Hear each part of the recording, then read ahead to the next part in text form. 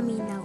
Ayaw isarado ang imong mga dunggan, ayaw pagbungol-bungol sa sulti sa kamatuoran, paminaw.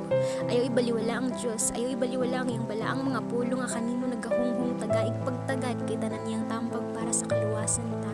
Sa kaluwasan sa atong kalag aron sa katapusan sa langit atong padulungan aron sa katapusan ng Dios atong makauban.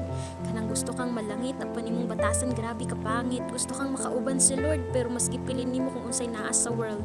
Kanang imbis kahayag ang nasa kinabuhi mo napuno na noon sa kangit-ngit pagkapait kung nitulag kita na naay Ginoo pan wala ta nagkinabuhi sa kung unsay maayo sa kung unsay gusto ni Kristo.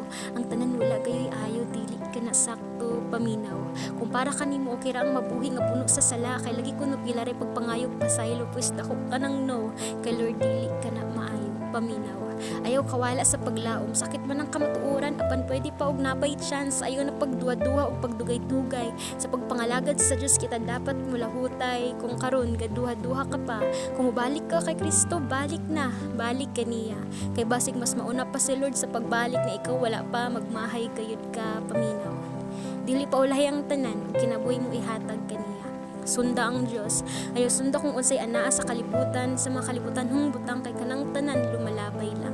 Kanang tanan walay kasiguraduhan, dili hangtod sa hangtod ang kalipay nga imong mabatian busa sa Dios kita, kay sa iya walay katapusan ng kalipay. Wala pay kasakit na mabatian, pero may pataniyang bantayan ug giyahan sa tanang kaaway iya kitang tabangan sa mga kinahanglanon ta siya anda muhatag. Kanang feeling nga makuratan ka na lang sa kamaayos sa Dios, kanang walang wala ka pero kay nisalig ka na God will provide muhatag gayud siya.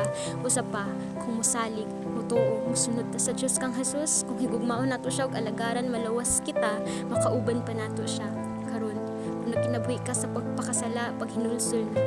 Wala may perpekto, masayop man gayud kita, pero kay anaman kita'y kahadlok sa Dios, kabalo kita sa atong sala, ug dili nato ikalimot dara kaniya.